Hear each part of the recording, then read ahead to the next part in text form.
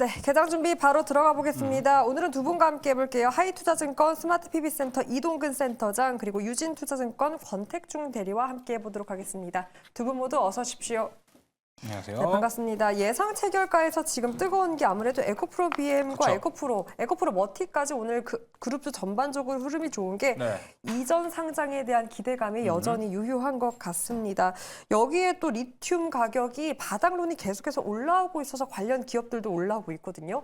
이제는 정말 2차 전지 가격 메리트 그 이상을 봐도 되는지 궁금하더라고요. 어떻게 보십니까? 뭐 일단 오늘 지금 나오는 호가는 앞에서 말씀하신 대로 그런 이제 어떤 요인들이 좀 작용을 한 에코프로 BM의 코스피 이전 상장이라든가 또 이제 뭐 에코프로는 액면 분할 지금 이제 또 그 추진을 하고 있죠. 5대1 액면 분할 추진하고 있기 때문에 이런 부분들이 아무래도 좀 작용하는 것이 아닌가라는 그런 생각이 들고요. 네. 뭐 사실 주가는 뭐 최근에 좀 이제 그 등락이 있었습니다만 또 최근 며칠 동안은 좀 주가가 부진했어요. 사실 뭐 시장의 영향도 좀 있었고 했는데 어쨌든 간에 또 이런 그 어떤 단기적인 모멘텀이 또 나타났기 때문에 이런 부분들은 분명히 주가에는 좀 영향을 줄 거예요. 단기적인 어떤 뭐 좀 또 한 번의 변동성이 나타날 수 있는 그런 국면이다. 이렇게 말씀드릴 수 있을 것 같아요. 사실 기업의 액면 분할이라든가 또 이제 뭐 이전 상장이라든가 이런 부분들이 어떤 펀더멘털에 영향을 주는 요인은 아닙니다. 다만 수급적인 부분들이라든가 또는 어떤 심리적인 부분들 이런 부분들에는 분명히 영향을 줍니다. 그렇기 때문에 뭐 이전에도 우리가 이제 그런 종목들이 몇 개 있었는데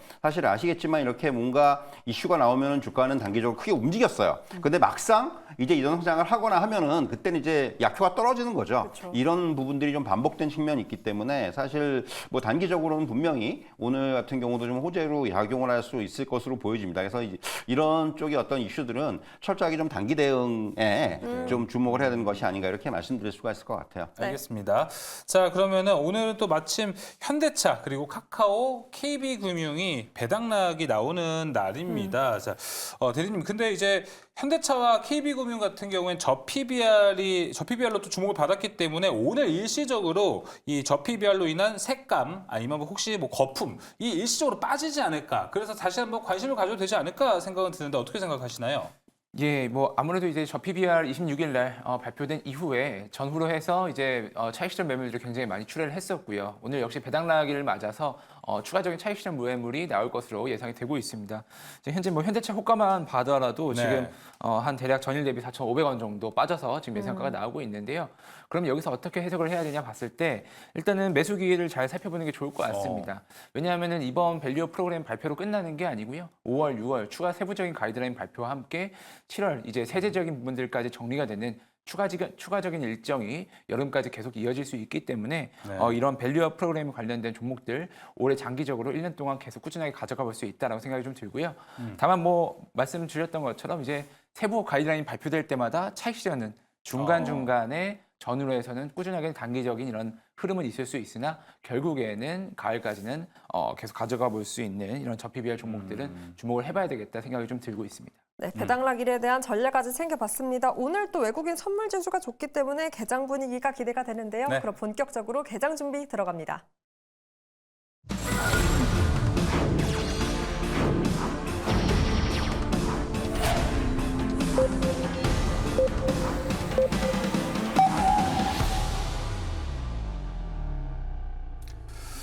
네, 2월 28일 국내 시장 개장했습니다. 자, 이번 주 발표되는 개인 소비 지출 PCE 발표를 앞두고 미국 증시는 혼조세로 마감을 좀 했습니다. 발표 이후에 인플레이션에 대한 우려감이 좀 생겨나고 있어서 힘을 받지는 못하고 있는데 그에 따라서 국내 증시도 같이 한번 살펴볼 필요가 있습니다. 기업 밸류 발표 이후로 힘을 좀 잃었고요. 어제는 HBM 경쟁이 심화된 모습을 좀 보여줬습니다. 삼성전자도 SK 하이닉스도 모두 웃지는 못하면서 마감이 됐는데 오늘 시장에서 어제의 현상을 어떻게 해석하는지 보는 것도 오늘의 관전 포인트가 될 것 같습니다. 지수 나왔는데요. 같이 살펴보시죠. 네, 양지수 모두 상승 출발합니다. 코스피는 강보합권 0.2% 오른 2,630포인트에서 출발하고 있고요. 코스닥은 왠지 에코프로 형제가 끌어주는 것 같은 분위기 0.73% 강세 860포인트에서 출발하고 있습니다. 코스피의 분위기부터 시가총액 상위 기업 흐름으로 체크해 보시죠. 어제는 이 마이크론이 HBM 쪽의 대량 양산 소식에 희비가 교차했는데요. 어제 4% 넘게 하락했던 SK 하이닉스 오늘은 그 낙폭을 만회하는 움직임으로 출발합니다. 있습니다. 0.46% 오른 15만 4,500원에서 출발하고 있고요. 삼성전자는 보합권 흐름에서 출발하고 있습니다.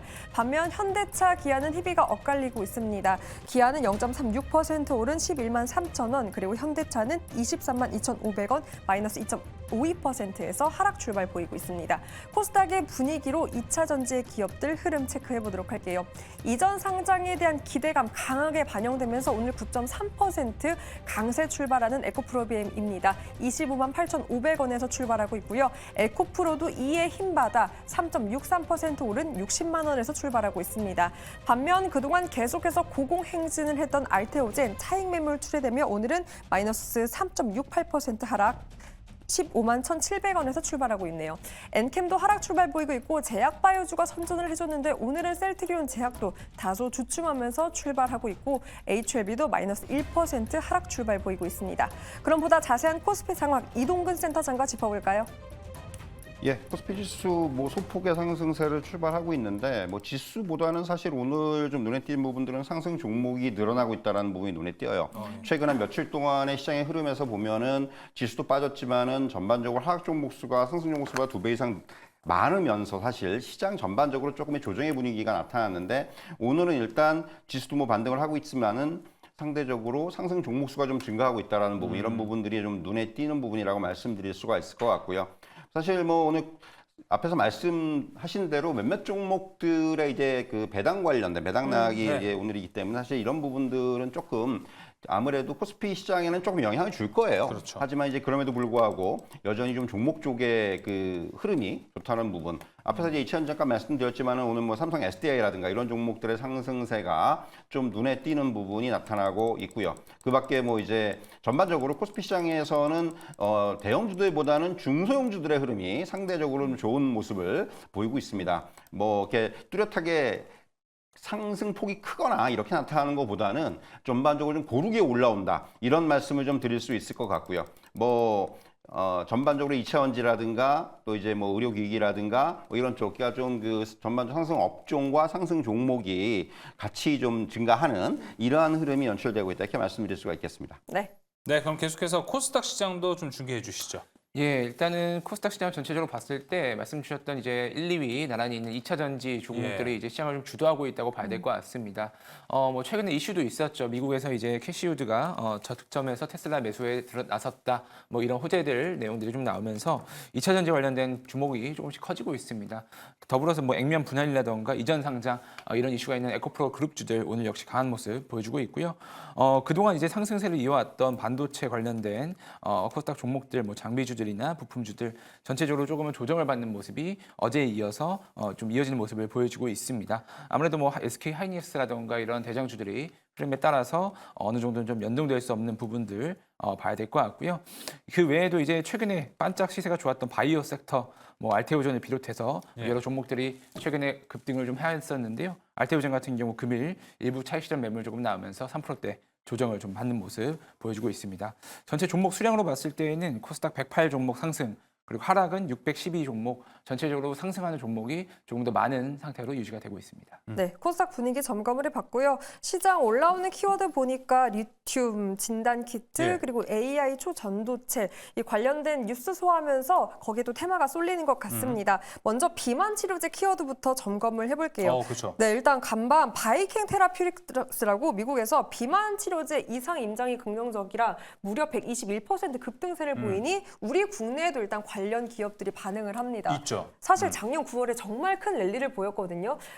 이런 미국의 모멘텀 우리나라도 받을 수 있다고 보십니까? 일단 말씀하신 대로 바이킹 테라피틱스라는 바이오테크의 그 비만 치료제 임상 이상에서의 그 어떤 그 탁월한 체중 감량 효과, 네. 이런 부분들이 간밤에 이제 그 주가를 크게 끌어올린 바가 있고요.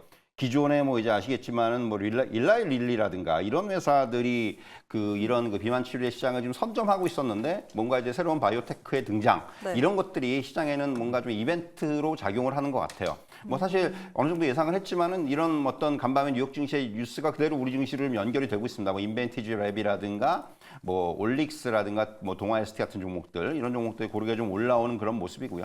뭐 아시겠지만 사실 이런 종목들, 그러니까 항상 비만 치료제가 지금 바이오 업종에서의 가장 좀 핫한 섹터인 건 맞아요. 그리고 이제 뭐 계속해서 이런 이슈들이 아마도 작년에도 말씀하신 대로 작년 9월에도 한 차례 시장에서 좀 이제 부각이 됐지만은 올해도 이제 이렇게 뭔가 뉴스가 있고 임상 결과가 나올 때마다 시장에서 부각될 수 있는 그런 상황이기 때문에 사실은 이런 비만 치료제 관련된 다만 이 주가가 사실 굉장히 이제 아직까지는 뉴스에 반응하는 그런 단계죠. 그렇기 때문에 사실은 이런 종목들은 올라갈 때 무리하게 따라잡는 것보다는 항상 이런 그 뉴스 프로를 보면서 대응하는, 그러니까 좀 단기 대응에는 아직까지는 좀 단기 대응에 집중할 필요가 있지 않겠는가 이렇게 말씀드릴 수가 있겠습니다. 네. 네, 알겠습니다. 자, 그럼 계속해서 서은 아나운서는 이제 바이킹 테라피틱스를 주목했나 본데 저는 비트코인을 주목했습니다. 여기는 지금 주목할 수밖에 8천만 원. 없어요. 예, 8천만 원까지 이제 한화로 거의 올라갈 것으로 보이는데 오늘 시장 또 부각을 받고 있네요. 네, 오늘 뭐 종목들로 봤을 때 뭐 우리기술 투자라던가 뭐 STO 쪽으로 있는 네. IT센 이런 종목들이 있죠. 계속적으로 좀 강세를 보이면서 올해 뭐 가장 큰 상승을 보여준 섹터 중 하나가 아닌가 생각이 좀 됩니다. 뭐 올해 초에 1월 달에 이제 가장 큰 이슈가 있었던 현물 ETF 승인이 있었죠. 미국 쪽에서. 여기 보면은 이제 이 덕분인지 BTC의 이제 비트코인의 유동성이 과거 한창 좋았던 21년대 수준으로 회복을 했다고 합니다. 유동성이 받쳐주면서 가격 상승까지 탄력 있게 같이 가고 있다고 보시면 될 것 같고요. 관심 있는 분들이 워낙 많이 알고 있기 때문에 반감기 이슈 이 또한 올해 가장 큰 키워드로 이 비트코인과 관련주들의 상승을 주도할 수 있는 가장 큰 모멘텀 중 하나로 또 작용이 되고 있습니다. 현물 ETF 블랙록즈에서 상장된 이후에 피델리티 쪽에서 견인을 하면서 하루에 약 3,000에서 5,000 개씩 계속 꾸준하게 순매수세가 들어오고 있다고 하는데요. 이러한 현물 ETF가 상장되고 나서의 흐름을 봤을 때 결국에 이 물량이 기관들에게 잠겨서 시장에 돌아다니지 않는다는 뜻이 될 수가 있는데요. 그렇게 된다면은 자연스럽게 공급 부족으로 물량의 주가 상승이 올라갈 수 있는 부분들 함께 염두에서 볼 수가 있을 것 같습니다. 현재는 뭐 이쪽에 아직 국내에서도 세대적인 부분들이 아직 잘 정비가 돼 있지 않기 때문에 추가적인 상승 또한 여지를 볼 수가 있겠다. 개인 투자들의 관심 또한 계속 커지고 있는 상황이다 볼 수 있겠습니다. 네, 시장으로 돌아와서 보면 에코프로 BM이 현재 10% 넘게 상승하고 있고요. 에코프로도 4.49%까지 폭을 확대하고 있습니다. 이전 상장 기대감에 더해 그 아래 지표도 움직이고 있거든요. 리튬에 대한 바닥, 앨범알도 흐름이 좋고 중국에서도 이제 감사한 이야기가 나오고 있더라고요. 공급단이 움직이자 이렇게 좀 가격이 정말 바닥을 찍고 올라오는 것 아니냐라는 기대감이 오늘 또 소재단에 움직이게 합니다. 현재 구간은 어떻게 판단하면 좋습니까? 사실 이제 말씀하신 대로 앨범알이라는 회사가 세계 1위의 리튬 기업인데 네. 이제 그 간밤에 그 리튬 가격의 하락이 멈출 것이라고 이제 CEO가 좀 얘기를 했어요. 사실 뭐 리튬 가격이 2030년까지 예상된 수요가 한 3배 정도 증가할 것이다. 뭐 이런 얘기를 하면서 네. 가격은 뭐 이제 그런 표현을 썼어요. 반드시 상승할 것이다. 뭐 이런 표현을 써가면서 사실은 뭐 아시겠지만 작년에 이제 리튬 가격이 거의 고점 대비해서 한 80% 이상 하락을 했단 말이죠. 맞아요. 그래서 사실 뭐 앨범알 같은 경우도 뭐 실적도 굉장히 부진했고 뭐 인원 감축도 했고 그런데 이제는 바닥을 쳤다라는 그런 어떤 이런 발언들이 좀 컨센서스를 형성하고 있다 이렇게 말씀드릴 수 있을 것 같아요. 이 부분이 오늘 뭐 우리나라 그러니까 어제 이제 시간 외에서부터 사실은 리튬 관련주들의 상승세가 나타났었고 네. 오늘까지 이런 흐름들이 좀 이어지고 있다 이렇게 말씀드릴 수가 있겠습니다. 결국 뭐 워낙 그 리튬 가격이 많이 빠져 있는 상황이기 때문에 이런 이제는 좀 반등의 흐름들이 조금 이어질 수 있는 그런 국면이라고 생각을 하고요. 일단은 이런 흐름들을 좀 잘 캐치하면서 우리가 대응할 필요가 있지 않겠는가 이렇게 말씀드릴 수가 있겠습니다. 네. 네, 알겠습니다. 자, 그러면 이제 오늘 초전도체 이야기도 한번 같이 짚어보면 좋을 것 같습니다. 현재는 다음 주 3월 4일이죠. LK99 논문저자 김현탁 교수가 3월 미국 물리학회 초전도체 발표가 예정되어 있습니다. 이벤트 이슈도 좀 있어서 시장에서 대응 전략은 어떻게 하면 좋을까요? 네, 일단은 뭐 종목들이 이제 대장주로 보면은 역시 시총이 가장 큰 신성 델타 테크가 될 수밖에 없겠고요. 예. 그 이후에 뭐 서남이라던가 덕성 이런 종목들이 따라 올라오고 있습니다.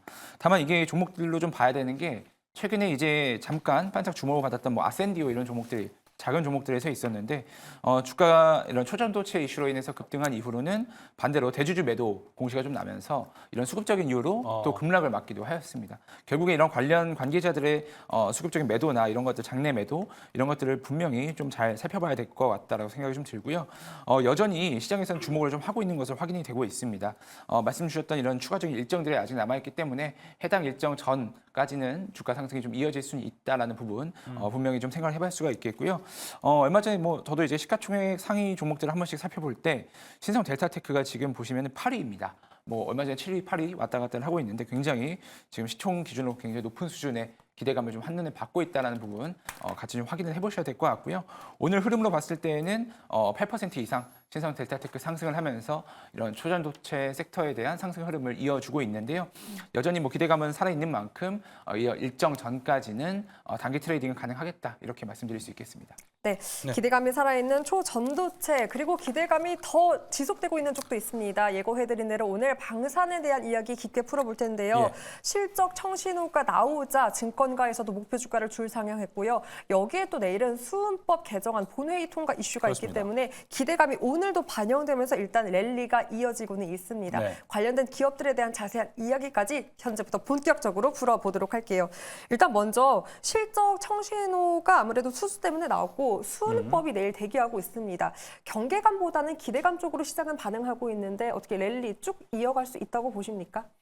사실 우리나라만 그런 게 아니고요. 올 들어서 이제 글로벌 방산업체 주가들이 굉장히 좋아요. 뭐 이제 이게 어떻게 보면은 지금 뭐 영국과 대표적인 게 영국의 롤스로이스 PLC라든가 뭐 BAE 시스템스라든가 또 이제 미국의 레이도스라든가 뭐 이런 종목들 보면은 전부 다 뭐 한 15%에서 많게는 한 40%까지도 올랐어요. 네. 독일의 라인메탈 같은 회사도 한 30%는 올랐고 이게 대표적인 방산주들의 흐름이 좋았다는 부분들은 역시 세계 각국이 그 경쟁적으로 국방비 지출을 늘리면서 이런 그 방산업체들이 동반 실적 개선이 되고 있다는 말씀 드릴 수가 있겠고요. 뭐 우크라이나 전쟁 또 이제 최근에 어떤 가자지구의 분쟁 이런 부분들이 부각되면서 이 지정학적 리스크의 확산에 따라서 각국 정부가 아무래도 이런 방산에 대한 대비를 과거보다 훨씬 더 강하게 하고 있다 이렇게 말씀드릴 수가 있을 것 같고요.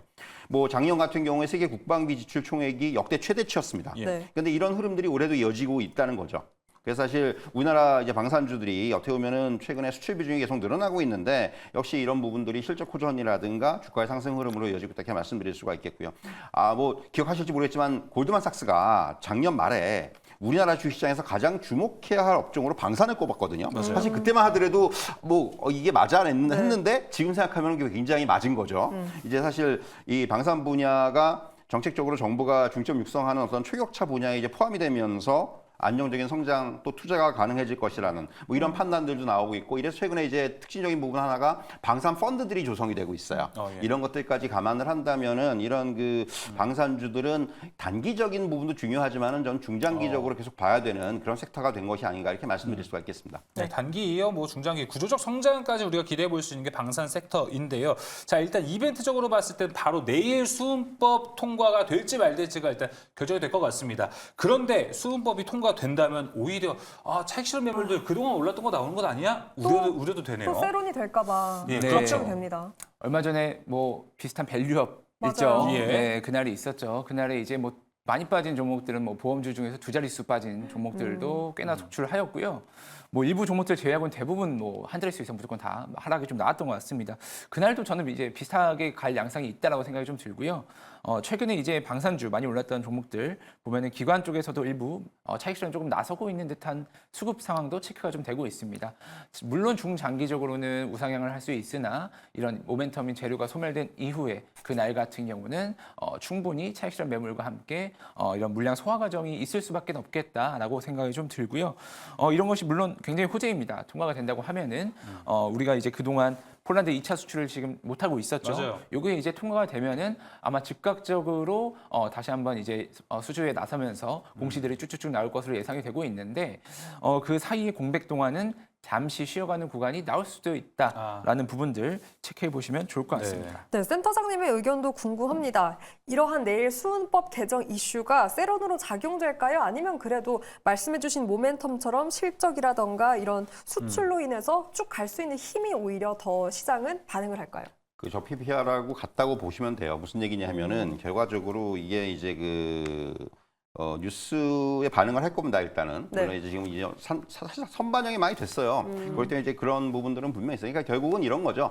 단기 테마에서 이제는 어떤 그 중장기적인 관점으로의 전환이라고 저는 그 말씀을 드리고 싶어요. 네. 단순히 이게 최근에 뭐 한화 에어로스페이스 비롯해서 주식들이 단기적으로 굉장히 세게 올랐는데 이런 부분이 어떤 하나의 흐름이었다면은 이제는 이런 부분들이 좀 중장기적으로 실적이라든가 수주라든가 이런 것들을 등에 업고 이제는 좀 이제 우상향할 수 있는 그런 흐름의 전환이 아니겠는가. 단기적으로 좀 조정이 나올 수 있겠지만은 이제 그런 부분들을 또 하나의 어떤 그 매수 시점으로 볼 수도 있는 또 이제 그런 흐름들이 나오지 않겠는가 이렇게 말씀드릴 수가 있겠습니다.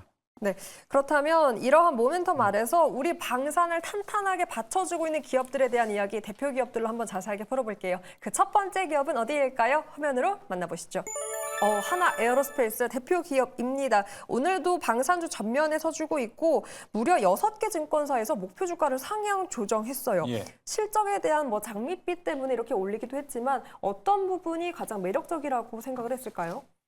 사실 한화에어로스페이스의 리포트가 저도 뭐 자료를 준비하면서 좀 찾아봤더니 네. 굉장히 많이 나왔더라고요. 그러니까요. 뭐 거의 공통적인 어떤 컨센서스를 가지고 있는데 사실 우리가 이제 방산업종의 대장주 최근에 어떤 대장주의 모습을 보이고 있다 이렇게 말씀드릴 수 있겠고 주가도 뭐 14만 원대에서 지금 19만 원까지 거의 뭐 스트레이트로 올라온 이런 네. 흐름입니다. 사실 지난 4분기 매출액이라든가 영업이익이 모두 시장 컨센서스를 한 20% 이상 상회를 하면서 어닝 서프라이즈를 기록을 했다라는 부분이고요.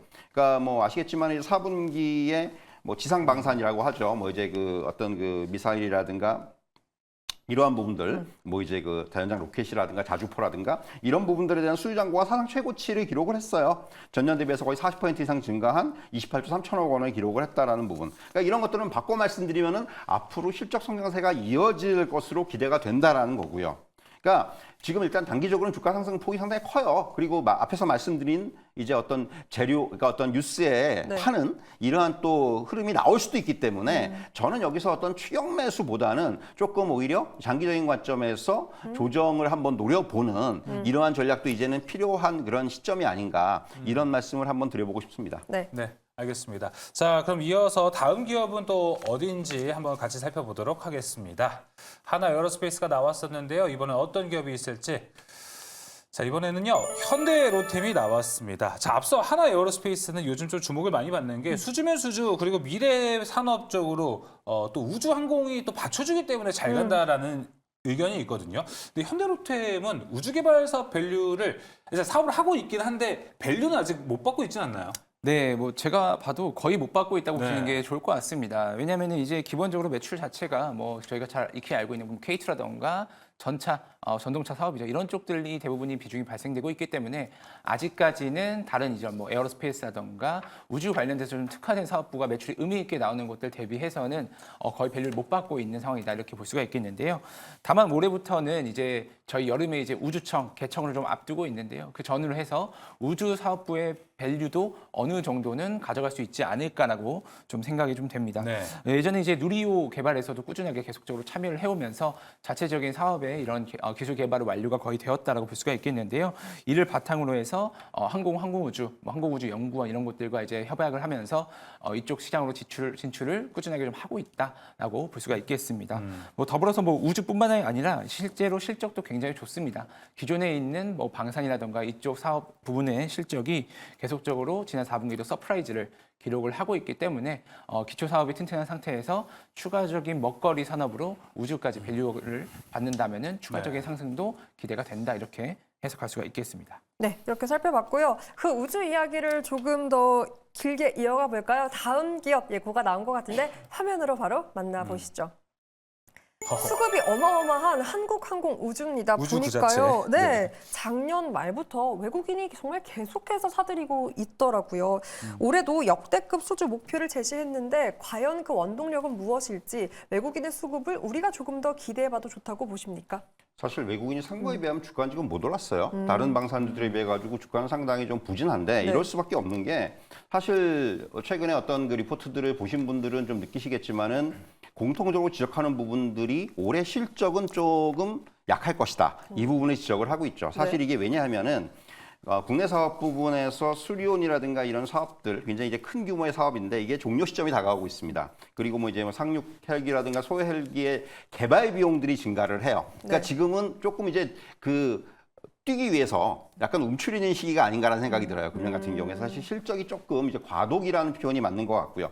다만 말씀하신 대로 수주 목표는 상당히 지금 올해 굉장히 크게 잡았어요. 네. 전년 대비 한 20%, 28% 증가하는 5조 9천억 원 정도 잡았고 이게 이제 뭐 KF21의 초도 양산이라든가 또 이제 중동 두 개국에다가 완제기 수출 그리고 이제 또 FA50의 중앙아시아 또 이제 매출 이런 부분, 그러니까 수주 이런 부분들로 해가지고 굉장히 좀 그 수주는 늘어날 것으로 전망이 되고 있고요. 결국 수주가 늘어난다는 부분은 지금 당장은 실적이 조금 쉬더라도 향후에는 실적이 상당히 또 좋아질 수 있는. 그러니까 어떻게 보면 한국항공우주야말로 조금 길게 보고 이런 관점에서 지금 접근해야 되는 그런 타이밍이 아닌가 이런 말씀을 드릴 수 있을 것 같아요. 네. 그렇다면 올해 실적을 그렇게 역대급으로 자신감을 내비쳤는데 왜 부진하다라고 수주가 좋은 거죠. 수주가. 실적, 그러니까 실적이 찍히는 시기는 그러니까 아직 수주는 멀었다. 항상 따라가잖아요. 실적 같다. 네. 그러니까 지금 수주가 좋다는 얘기는 앞으로의 어떤 실적 증가 가능성, 뭐 올해가 아니더라도 내년, 내후년 이런 쪽에서의 어떤 실적의 증가 가능성이 높다라는 얘기고, 네. 그래서 지금이 오히려 이렇게 좀 실적이 조금 과도기 상황에서 주가가 못 간다면은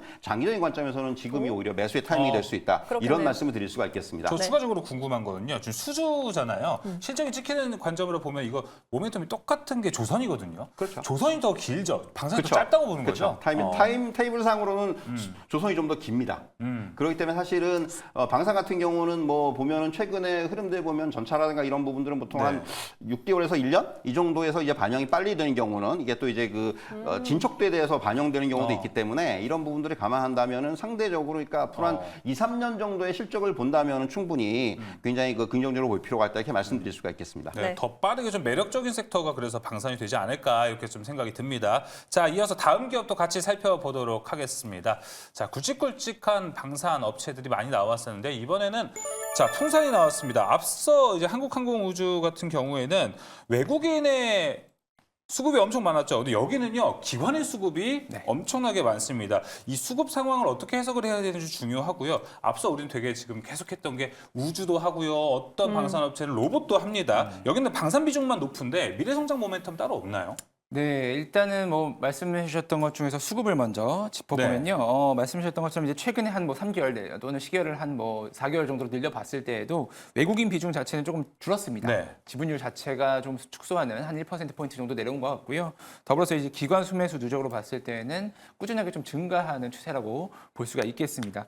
뭐 이것을 해석하기는 나름일 것 같은데 일단은 뭐 풍산 같은 경우는 이제 전체적인 매출 비중을 봤을 때 7대 3 정도로 나눠볼 수가 있는데요. 7은 신동, 우리가 아는 뭐 구리관이라던가 예. 이런 것들이 이제 기본적인 매출의 바탕이 되어주고요. 그다음에 3 나머지 부분에서 방산, 특히 포탄이라던가 탄약 이런 쪽으로 이제 나눠져 있는 매출 비중을 가지고 있습니다.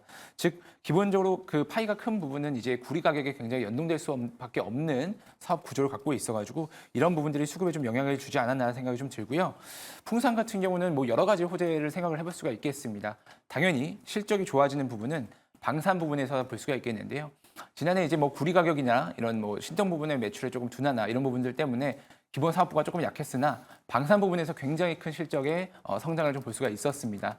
K9이라던가 이런 전차 수출과 함께 이런 포탄이라던가 탄약 함께 패키지로 보통 수출이 같이 되고 있거든요. 이런 부분들이 이런 직간접적인 수혜를 볼 수 있는 하나의 방산주의 또 하나의 종목으로 볼 수가 있는 부분이 하나가 있고요. 더불어서 이제 풍산 같은 경우는 또 하나 볼 수 있는 거는 PBR이 굉장히 낮습니다. 0.6배 PBR 이 정도 또. 수준으로 예. 0.63배 정도 수준입니다. 실제 사업을 하고 이익을 내는 기업들 중에서도 굉장히 낮은 PBR에 속하고 있는데요. 저 PBR의 밸류어 프로그램에 여기가 해당이 될 수 있을지 과연 시장의 주목을 받을 수 있는지도 작은 하나의 포인트로 살펴볼 수 있는 종목이고요. 그와 별개로 최근의 흐름이 굉장히 좋습니다. 기술적인 부분들 차트로 봤을 때에도 상승이 좀 유지될 수 있는 부분이 있기 때문에 정고점 넘어갈 수 있는 것들 한번 체크해보면 좋을 것 같습니다. 네, 그렇다면 이 모든 기업들을 다 담고 있는 종합 선물 세트는 어떨까요? 바로 다음 키워드도 화면으로 만나보시죠. 예. 다름 아닌 ETF 상품에 대한 이야기를 해볼까 합니다. 앞에 다뤘던 모든 기업들을 포함한 10개 기업, 방산 대표 기업들을 포함하고 있는데요. 역시나 방산주가 고공행진하니까 ETF도 후끈합니다. 이런 종합 선물 세트는 어떤 투자 전략이 필요할까요? 사실 이제 대표 그 방산주로 구성된 그 이제 지금 화면에 나오고 있습니다만은 그 네. 방산 ETF가 작년 1월에 상장이 됐는데 누적 수익률이 한 지금 35% 정도 되거든요. 사실 뭐 지금 어떻게 보면 이런 그 방산주들이 동시다발적으로 상승을 하는 부분들에 아무래도 이제 수혜를 받고 있다 이렇게 말씀드릴 수가 있을 것 같고요. 뭐 앞에서 잠깐 언급드렸지만은 사실 이제 최근에 뭐 방산 펀드의 결성이라든가 이런 부분들이 좀 줄이고 있고 또 이제 하반기 같은 경우에는 올해 하반기에는 아마도 지금 이제 그 방산 또 이제 기업들의 어떤 상장이라든가 뭐 이런 것들이 지금 아마 이제 가시화가 될 것으로 보이기 때문에 작년 8월 같은 경우에 이제 코츠 테크놀로지라는 회사가 또 상장을 한 바가 있는데 결국 이제 이런 무슨 얘기냐면 결국 이렇게 그 같은 업종들의 그 회사들이 이제 IPO에 나선다는 거는 그만큼 업황이 좋다는 얘기예요. 그 업황이 좋을 때 IPO를 일반적으로 하기 때문에 이런 부분들을 감안한다면은 사실 향후에도 이런 뭐 펀드라든가 또는 이제 이런 ETF라든가 이런 쪽에서의 어떤 인기는 계속 높아질 거예요. 다만 이제 단기적으로 상승한 부분이 분명히 있습니다. 그리고 ETF 투자는 저는 사실 종목 투자하시기 어려운 분들이 그쵸. 조금 장기적인 관점에서 하시는 게 맞다고 생각을 해요. 그렇기 때문에 사실은 이런 그 ETF는 철저하게 조정시 분할 매수, 장기적인 관점 이 부분에 좀 주목을 하실 필요가 있다 이렇게 말씀드릴 수가 있을 것 같습니다. 네. 네, 알겠습니다. 자, 오늘은 방산에 대한 이야기 디테일하게 기업들을 통해서 함께 살펴봤습니다. 자, 오늘 말씀 유진투자증권 권택중 대리 하이투자증권 이동근 센터장과 함께 했습니다. 오늘 말씀 고맙습니다. 고생하셨습니다.